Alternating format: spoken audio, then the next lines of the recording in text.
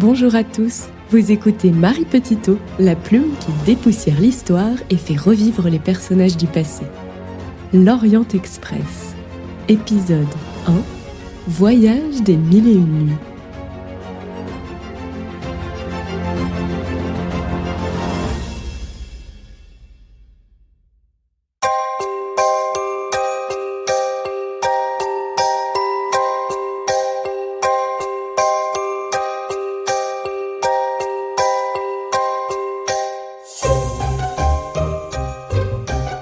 Nous sommes à l'orée du XXe siècle. Un merveilleux palace sur roue relie en quelques jours Paris à Constantinople, aussi appelé Istanbul. L'itinéraire de ce train, baptisé l'Orient Express, est très bien rodé. Parmi les pays traversés 2 fois par semaine dans les 2 sens, la Bulgarie. Le franchissement de cette frontière cause toujours aux voyageurs une légère inquiétude. Le prince souverain Ferdinand fera-t-il arrêter le train ?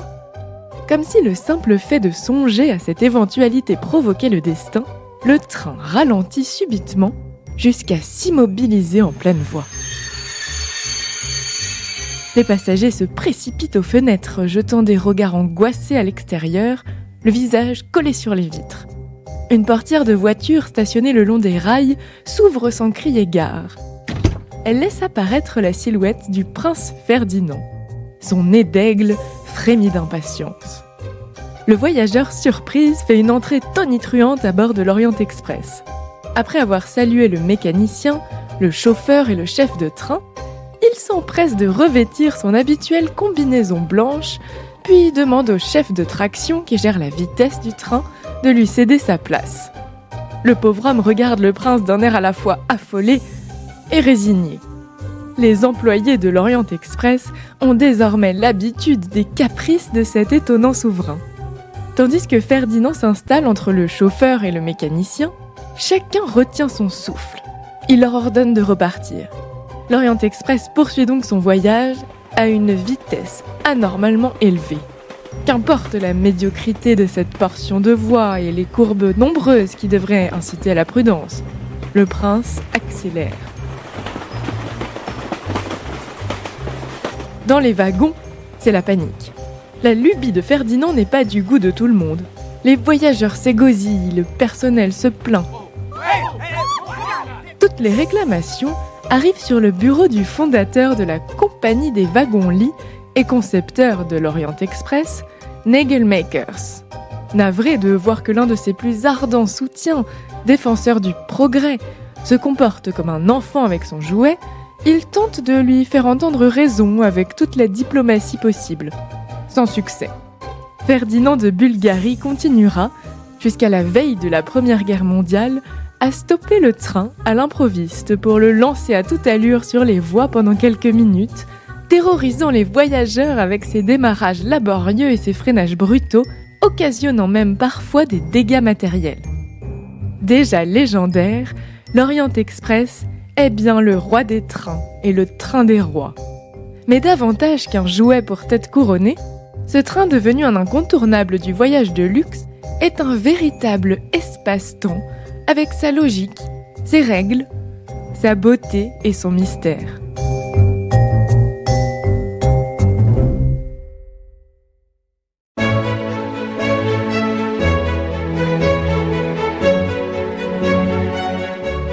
Tout commence par une histoire de désir de voyage bien entendu. Nous sommes dans la seconde moitié du XIXe siècle. D'immenses progrès, très récents, ont été faits pour permettre aux hommes d'arpenter l'Europe, voire le monde. Un journaliste de l'époque note avec un réalisme teinté d'humour. Il y a 40 ans, un voyage était encore une affaire sérieuse. Quelques courageux seulement osaient quitter leur pays et les douces habitudes du foyer domestique pour affronter les hasards de la route en malle-poste. D'aucuns même, avant de s'embarquer, faisaient leur testament dans le doute où ils étaient de revenir jamais. Depuis que la locomotive a fait son apparition, tout le monde voyage sans se poser trop de questions. Mais il reste encore tant à faire. La fatigue de la route pourrait être atténuée, le confort améliorée. Il y en a marre d'être secoué sans scrupules, d'être réveillé par des contrôleurs sans pitié, d'être empoisonné et rançonné par des gargotiers embusqués aux stations principales. C'est justement ce que pense celui qui sera le grand inventeur de l'Orient Express, George Nagelmakers. Il naît à Liège en 1845 dans une riche famille héritière de la banque Nagelmakers, la plus ancienne de Belgique. George est envoyé aux États-Unis par son père en 1867 pour mettre un terme à un scandale amoureux. Le jeune homme, âgé d'un peu plus de 20 ans, a fait des études d'ingénieur et s'intéresse tout particulièrement aux moyens de locomotion, surtout les paquebots. Mais c'est en voyageant dans les célèbres sleeping cars de Pullman, autrement dit les wagons-lits, que George a une véritable révélation. Quel confort, quel luxe! Pourquoi l'Europe n'a-t-elle pas ce genre de wagon où les bourgeois peuvent se sentir chez eux, comme si leurs intérieurs étaient transposés sur des rails? Le génie de Nagelmakers se met alors en marche. Cet homme d'affaires visionnaire, qui imagine l'Europe comme un monde sans frontières, va se faire le pionnier de l'histoire des échanges européens en imaginant un train qui offrirait aux passagers de la vitesse, du calme, du sommeil et du confort en échange de leur argent. Il voit un vrai palace sur rail surpassant les wagons-lits Pullman qui manquent d'intimité. Mais tout cela ne va pas se faire d'un claquement de doigts. George en a bien conscience. Il lui faut des fonds et des soutiens politiques pour perfectionner son idée.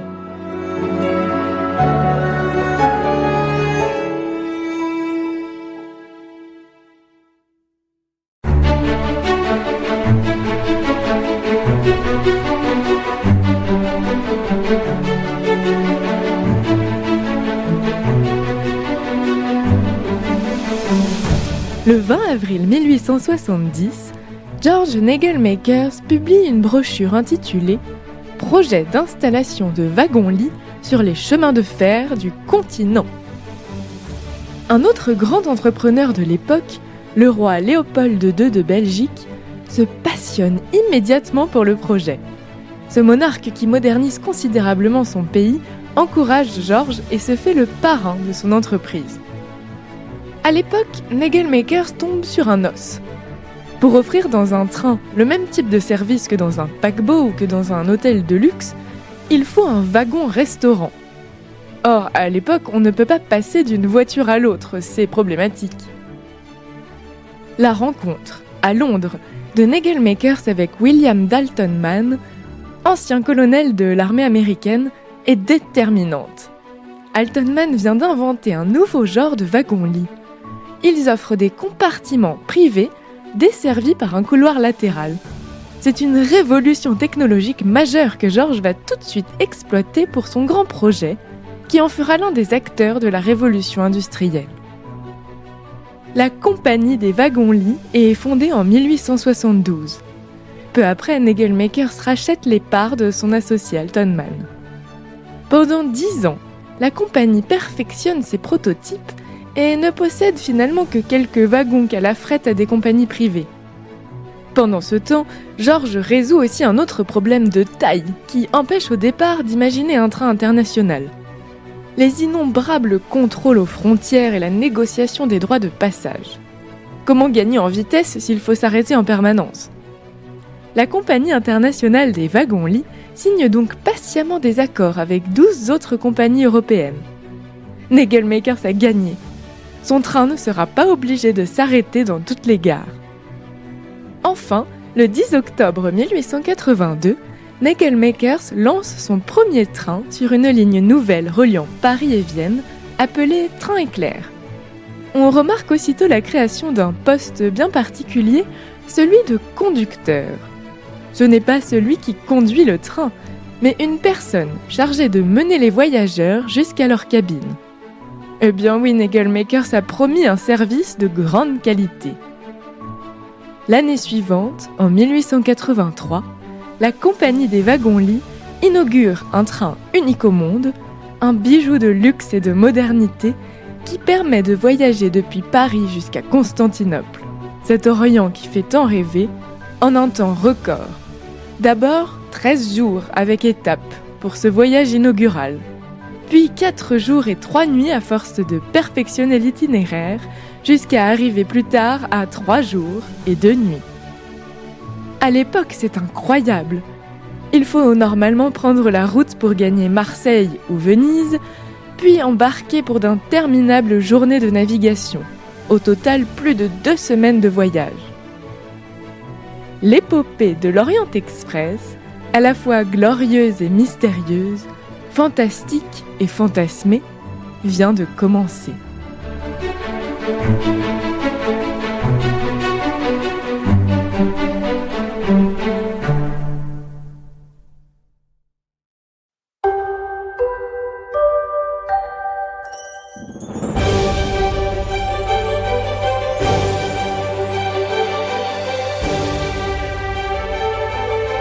Jeudi 4 octobre 1883.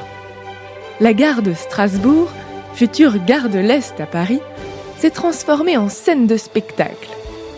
On se presse pour assister à un événement historique, le départ de l'Orient Express pour Constantinople.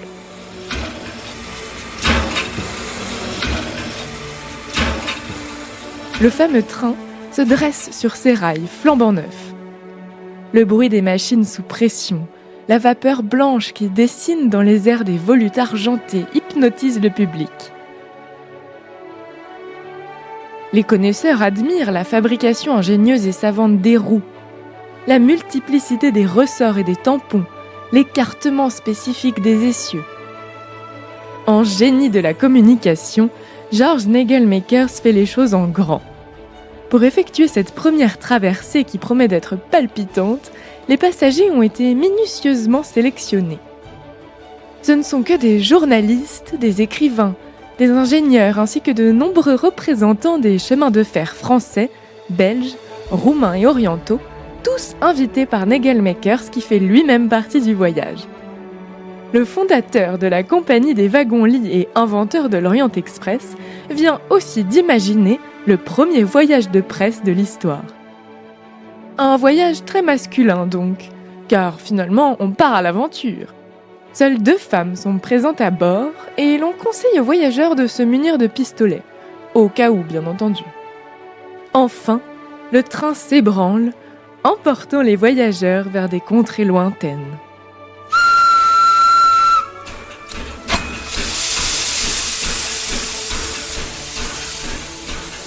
Georges Boyer, correspondant pour Le Figaro, fait partie de ce premier voyage.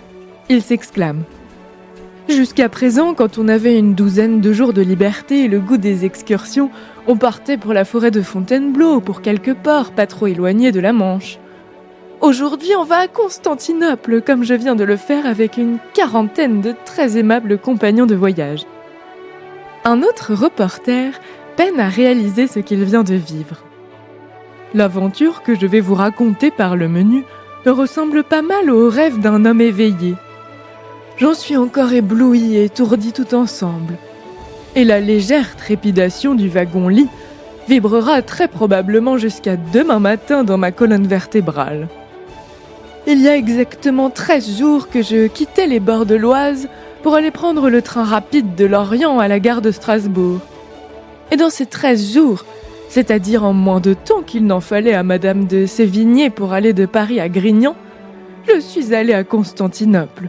Je m'y suis promené, instruit et diverti, et j'en suis revenu sans fatigue, prêt à repartir demain, si l'on veut, par la même voiture. On dit avec raison que notre temps est fertile en miracles. Je n'ai rien vu de plus étonnant que cette odyssée dont la poussière estompe encore mon chapeau. » Ces 40 privilégiés de la première heure vivent en effet une expérience hors du commun dans cette maison roulante aussi fastueuse qu'un riche appartement parisien.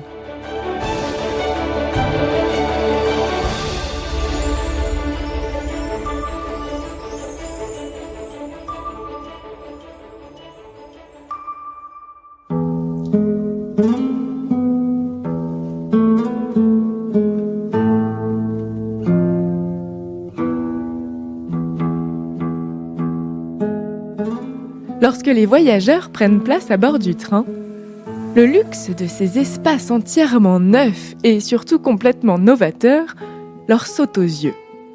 2 wagons-lits de 17 mètres de long, chauffés à la vapeur, chacun pourvu de couchettes moelleuses à souhait et de plusieurs cabinets de toilette.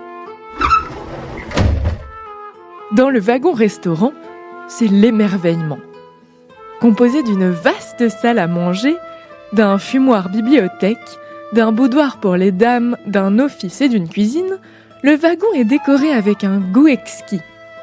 Tapisserie des Gobelins, maroquin, cuir de Cordoue et velours de Gênes couvrent les murs et les plafonds, tandis que les verres en cristal et la vaisselle d'argent gravée scintillent sous de belles lampes tendues de soie, qui fonctionnent au gaz avant d'adopter l'électricité. À l'allure de 60 km/h avec des pointes à 90, une allure qui nous paraît dérisoire aujourd'hui, l'Orient Express traverse de multiples contrées dont les paysages fantastiques tiennent les voyageurs éveillés. Après dîner, on va fumer des cigares sur les plateformes pour profiter de la vue. Et tant pis si le vent en emporte la moitié. Allemagne, Hongrie, Roumanie, quelle diversité!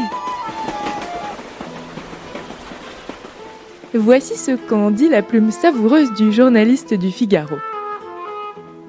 À Pest, futur Budapest, on s'éveille en plein pays du pittoresque.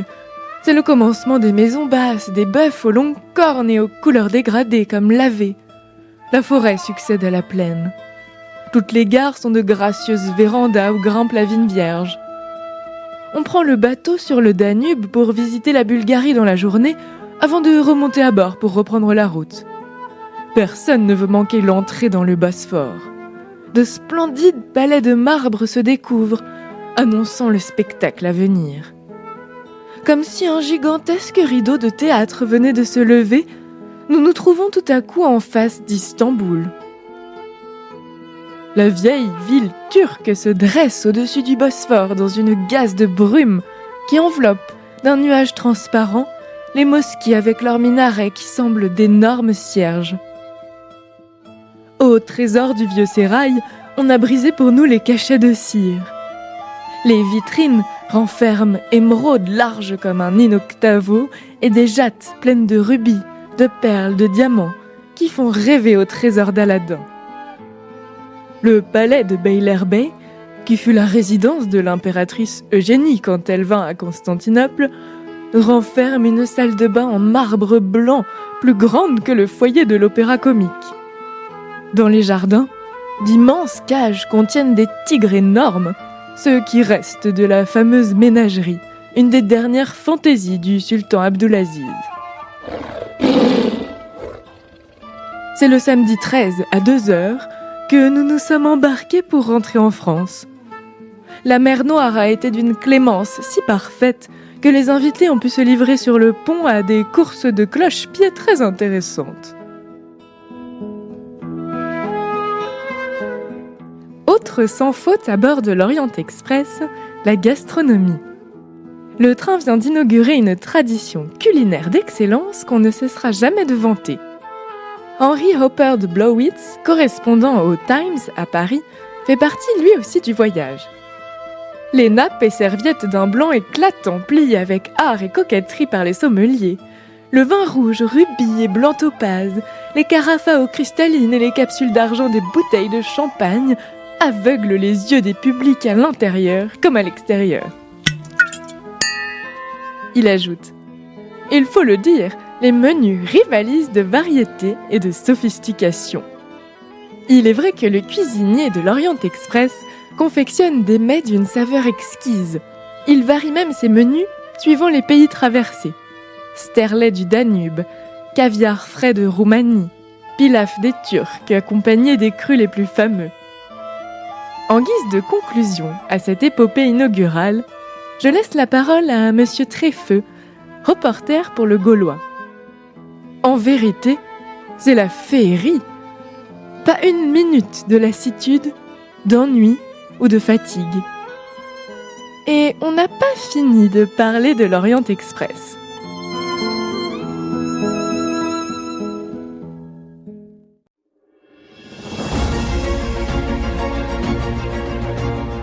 C'était Marie Petitot dans le podcast Plume d'Histoire. À très bientôt pour un prochain épisode de la série L'Orient Express.